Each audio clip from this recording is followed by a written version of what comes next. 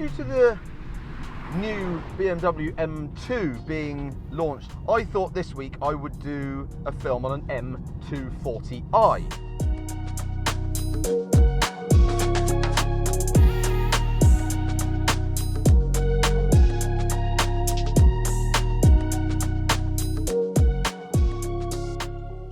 This is the G42 M240i, has the B58 engine, which is a 3-litre straight six turbocharged, producing 374 horsepower. It's got 500 newton meters of torque. It's, on paper, it's an absolutely brilliant little package. This one comes only with the 8-speed ZF gearbox, and it only comes in 4-wheel drive. Now, this supposedly being the smaller sports car version of the sort of light M products, I would have thought they'd have given you a manual gearbox. But this 8-speed is an exceptional gearbox, and it's a great gearbox to live with. You can obviously play with it on the paddles as and when you want to when you're in sport mode, but during the times that you're just driving it normally, it's a very, very lovely gearbox to live with.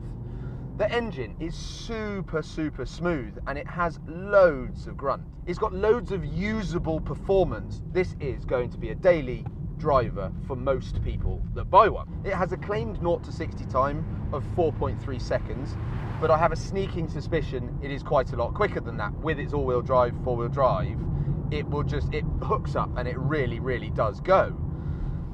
There's one thing about this car that it's not massively special, in my opinion. It's a very good car, and I really like it. I've done 1,000 miles in this car over the last week, and it's been an unbelievably good companion. I've done lots of very long journeys, and it's been superb. It sits on a motorway beautifully, quietly, but then when you press the sport button here, nudge this over into manual mode, go down a cog or two, and give it the beans,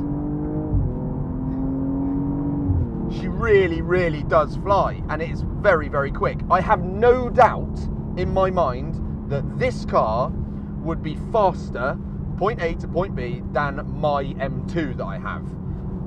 I just think it would be. Just with the all-wheel drive performance and the fact that you can really take liberties in this car. There's one thing that does, for me, let down. It might be this car specifically because it's a press car and it's, you know, it's been driven quite heavily, obviously, but the brakes are very good to start with, but they do start to get longer and longer, but only after a couple of big stops. And then I've got out of the car a couple of times and the brakes have smelt quite a lot, which I find a bit strange. The sound of this lovely engine, it is a creamy straight six sound. It sounds really nice. It's obviously piped in through the stereo, and you get, in sport mode, which we're in now, I don't know if you just heard it back there, you get a thump on the up changes. So you get a thump as you change up the gears, which sounds really cool, to be fair, but when you're doing that, you have to be obviously driving quite hard to get it to do that, but it sounds great. That's about all of the excitement you're going to get out of the exhaust.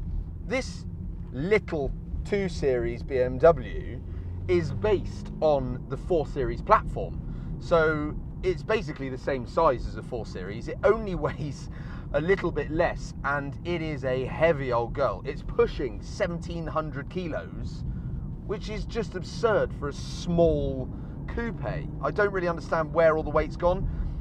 Obviously, there's a load of trickery and things like that, which mean that there has to be weight. So the interior is absolutely lovely, and it's very premium. It feels expensive.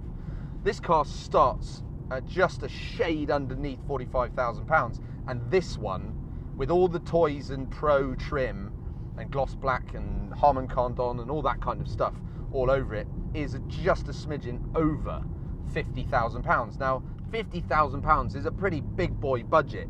It doesn't come with the M suspension as standard, which I find a little bit strange. That's sort of a 500 quid option. And that goes in with the fact that this one has a load of options, being that it's a press car, it's in a lovely colour, it's all of that kind of stuff.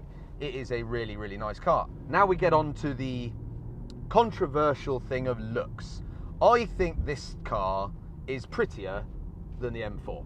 I think it's prettier than the 4 Series or the 440i or whatever the equivalent would be in the 4 Series. I think it's a prettier car because of the front grills. I think it just looks right, the proportions are right. I actually think it's quite a good looking car.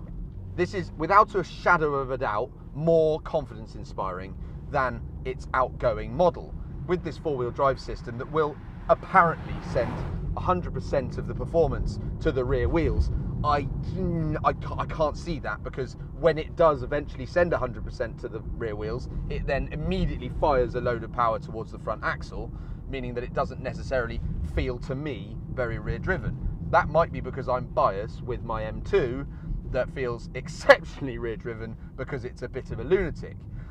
Now, the outgoing M2 to me over this car is just more special. It's more exciting. Yes, I know it's an M product. They very cleverly get that M DNA into their products, and it's just a more special, more exciting prospect. This, on a daily basis, is a better car for everyday usability.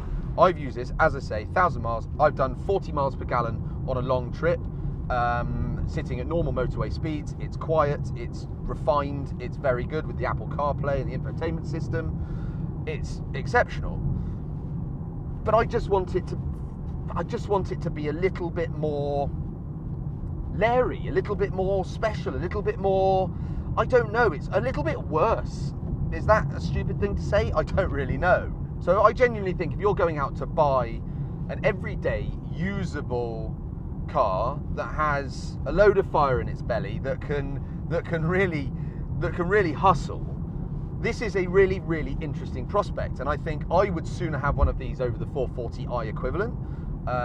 It's still similar sort of size.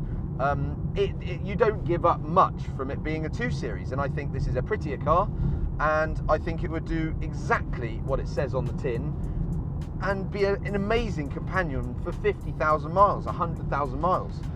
It just depends what you're looking for. If you're looking for a hatchback, look for the RS3. If you're looking for other things, go Golf R. I don't know. It's like there's other things in this. It's quite a fierce part of the industry, but this is, without a shadow of a doubt, an exceptional motor vehicle.